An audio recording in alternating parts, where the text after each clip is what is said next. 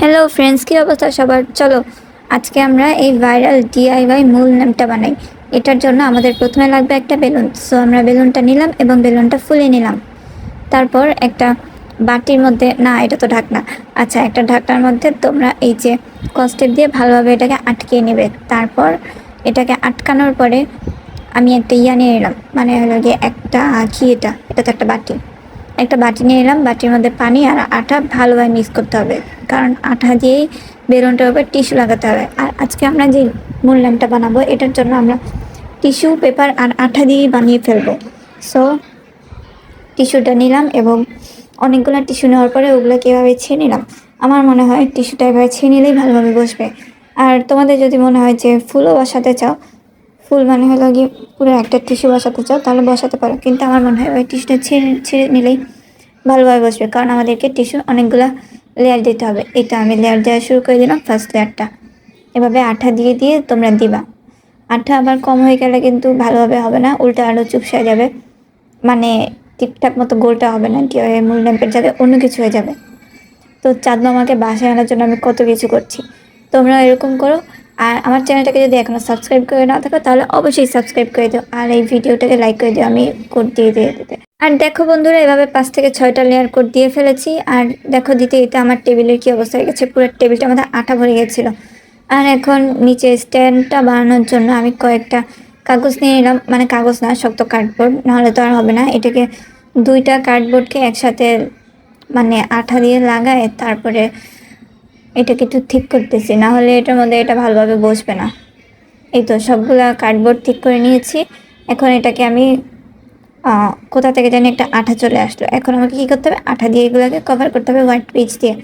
So আমি এই প্রত্যেকটাকে white page আর আঠার সাহায্যে কভার করে ফেলবো। তোমরা এভাবে কভার করে নাও। আর এটার প্রত্যেকটার সাইজ সেম হওয়া খুবই জরুরি। আর এটার সাইজগুলো হলো কি 6x2 সেন্টিমিটার। তোমরা এই সাইজটাই নিও, নাহলে এটা ঠিকমতো বসবে না। তোমরা চাইলে, আমার 2টা লাগিয়েছি ঠিক করার জন্য, তোমরা চাইলে 3টা কার্ডবোর্ডও ঠিক করার জন্য লাগাতে পারো।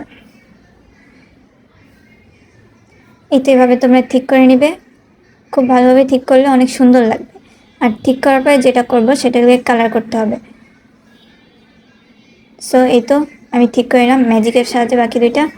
এই যে ঠিক করার পর এটা অনেক সুন্দর লাগছিল। আর এটাকে কালার করার জন্য আমি যেহেতু কাট কালার করব, তোমরা চাইলে অন্য কালার করতে পারো, যেমন ব্ল্যাক, কিন্তু আমার মনে হয় এটার জন্য উডেন কালারটাই বেশি ভালো লাগবে।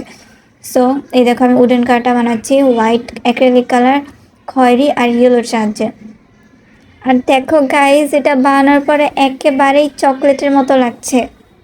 আমার তো এটা এখনই খেয়ে ফেলতে ইচ্ছা করছে। আর দেখো কালার করার পরে পুরোই চকলেট লাগছে।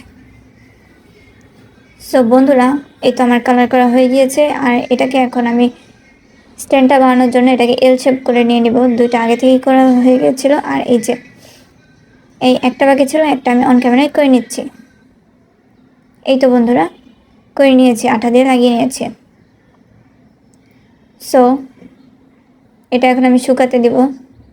আর শুকানোর আগে আমি একটু ট্রাই করি এটা কীভাবে করব। দেখো গাইস, আমি কোনোভাবে মিলাতে পারছিলাম না পাজলটাকে যে কীভাবে করলে এটা ডিআইওয়াই মুন ল্যাম্পের ওই স্ট্যান্ডটা হবে।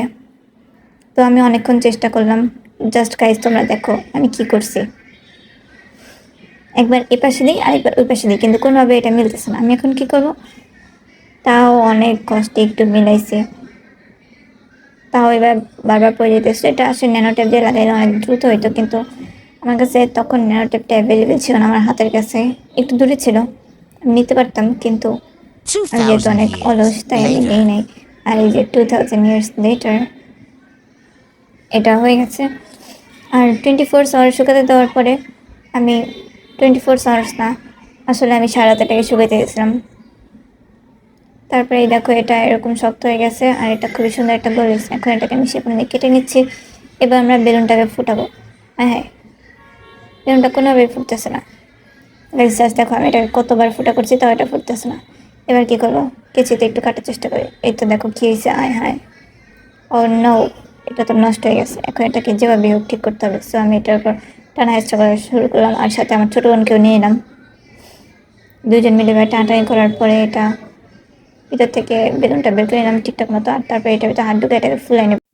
সো গাইজ ফুলাই নিলাম, এবার বসানোর চেষ্টা করি। এই যে আমি বসাইছি, এই দেখো গাইজ, কিন্তু বসানোর পরে এটা কী হলো, এটাকে পড়ে গেল, তারপর আবার উঠাই এলাম।